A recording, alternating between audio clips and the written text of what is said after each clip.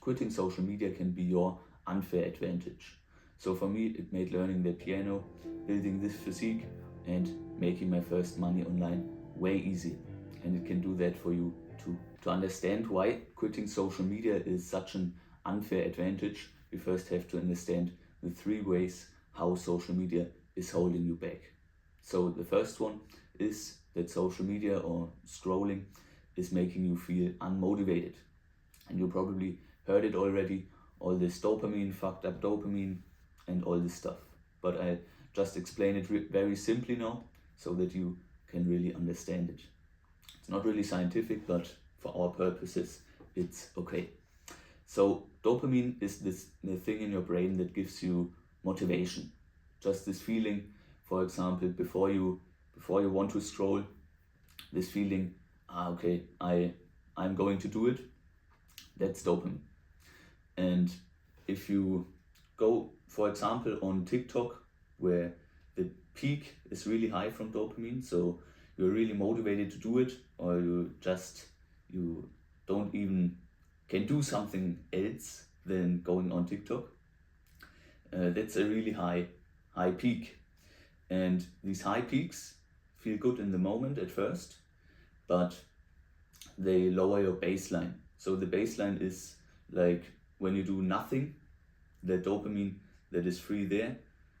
So if you have a high baseline, you're pretty motivated if you do nothing to do anything, but through these high peaks, your baseline goes down, and then you're really unmotivated to do anything. Maybe you know it. For example, for me, back in the days, it was like even doing a few push-ups was hard to get motivated for, because my baseline was just that low. But when I quit social media, my baseline went up, and now training in the gym, going to the gym, or practicing piano, all this stuff became way, way easier, because the chemicals in my brain made it easier for me to do anything, get me more motivated to do anything. The second way how social media is holding you back is that it's numbing your thoughts. So you probably know it, or for me it was like when I went to the bus, for example, from school, and I was in the bus, you get bored, and then what do? You pull out your phone and start scrolling, or doing anything on your phone, or putting in music. And that's just because your thoughts can be uncomfortable, and boredom is a bit uncomfortable at first. So you can pull out your phone and just not need to have thoughts. And that's, maybe you think, oh, okay, it's not that bad, I don't want to be bored. But that's really taking the control away from your life. So if you don't have thoughts and don't really have these moments where you do nothing and don't have any stimulation, you don't have to think about your life. And without thinking about your life and getting these uncomfortable thoughts like, okay, I should probably go to the gym, I should probably do that, and all this stuff, you're just living, you're not really living intentionally. You're just cruising through life, but not with a real goal or anything.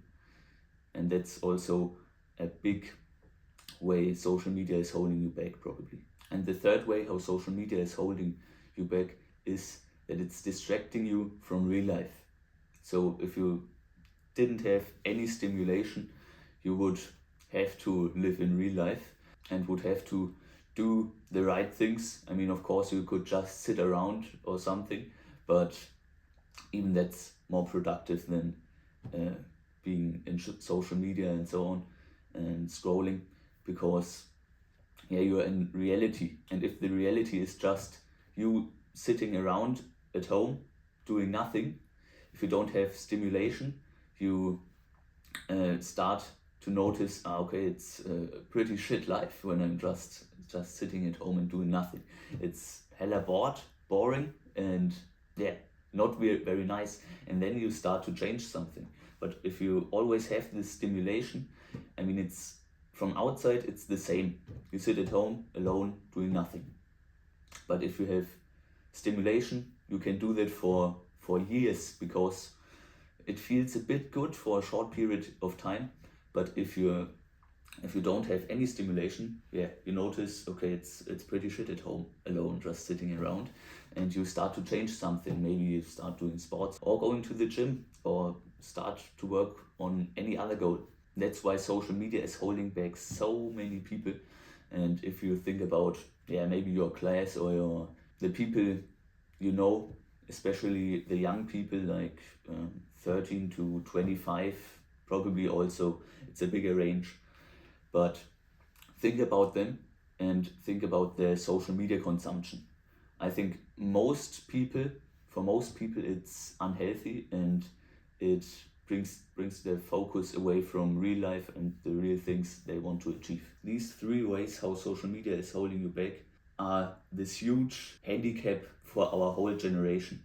So I still know the days where I started to get into this, bettering myself, self-improvement, all this stuff, where I started to get into it, and it was, I can remember everything was hard. So doing these easy habits like 1 push-up a day. So of course, if I did a push-up, then I did more, but just these really small steps at the beginning, or just reading for a bit, or going out, or just everything is so much harder. And I also heard it from a friend, when he scrolls a bit on his phone, then afterwards he can't do anything really productive. So okay, he also already has those habits like going to the gym and so on, and he says after he scrolls, he first has to cook something or go to the gym, because his brain is just not able to focus on anything, really. And that's what I also felt back when I was scrolling pretty much. And that's just something, if you are in this situation, you don't even realize how extremely this is holding you back. Or if I was on YouTube or TikTok, just this feeling of, okay, I'm going to stop in 5 reels. So I counted them, and then I still scrolled on, and it's not a nice feeling, because you don't really have control over what you're doing.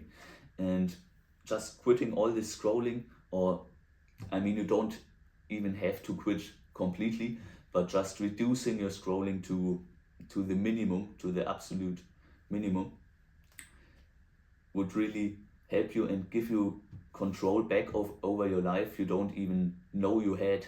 That's why quitting social media is such an unfair advantage. Like life with social media, or much scrolling, or just stimulation in general. So if you're stimulating yourself all the time, for example, also with video games or all this stuff, then it's like, doing pull-ups with weights, and then you delete social media and so on, and now you're doing pull-ups with these rubber bands that make it even easier.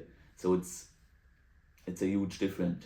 You can think about it like someone walking around with a ball and chain, and someone just walking around completely normal. It's really this thing that is pulling you back, holding you back, and you would really profit from deleting it or just decreasing it to the absolute minimum. And if you really want to take it serious, I have a program in the description.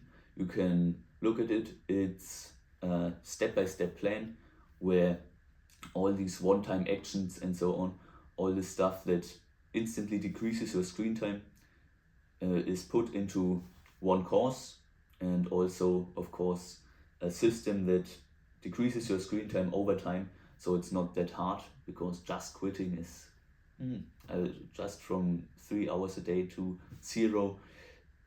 It's not, you can relapse pretty fast. So in the program, I have a step-by-step plan that gets you to the result pretty easily, and and safe. So for me, quitting social media, I also mentioned it before, had a really big impact on my life. So if we look at these 3 points of social media making you unmotivated, numbing your thoughts, and distracting you from real life, if you look at these 3 parts, it changed that completely for me. So I was, like I said, more motivated to learn my skills, so playing the piano, or just also like these random skills like solving a Rubik's Cube. I mean, that's not really productive, but it's at least better than um, doing nothing or just being on social media. So it really gave me motivation to just do stuff, learn stuff, building my dream physique, and working on my business or looking how I could make money and also making my first money online. So it was really this huge thing that made life just easier because you're more motivated. And second thing, I wasn't numbing my thoughts that much anymore. So I started to live my life way more intentionally. I realized, okay, is that the life I want to live, with smoking weed and so on, and not really doing anything for my future? So I decided, no, that's not the life I want to live. And yeah, like I said, started to do all this stuff like going to the gym and so on, starting my business with copywriting. And the third point, I wasn't distracted from life anymore. So I lived life more intentionally, and it just made, so I had a better attention span, of course, if you're not watching these 5-8 second videos all the time. And that really made learning these skills so much easier. So also in school, in these times where I scrolled for pretty much and also smoked weed and all this stuff, it was school. In school I was really shit, or my grades really went down. And also after I quit, I mean, I didn't really do much then, but it was just way easier because my attention was better. It's just making your life way easier. And of course, a point I want to mention is just in general, it made my life more happy. After this first feeling of it's a bit uncomfortable because you're not stimulated all the time, but it's really another type of happiness. It's not just this consumption stimulation type of happiness. It's really more fulfilling. And it's just I don't know anyone who says quitting social media made his life worse. So really, quitting social media is just a no-brainer, or just reducing your screen time is really just a no-brainer. It's just a bit hard to do, and many people don't know how to do it. That's why I have this course. But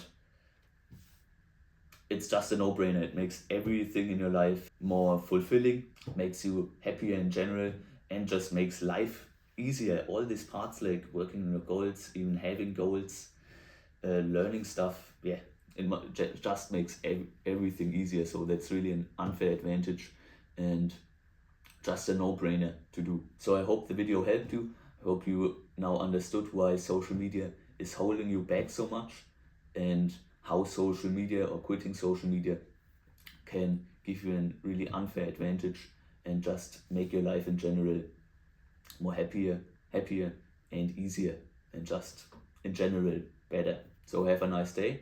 Bye.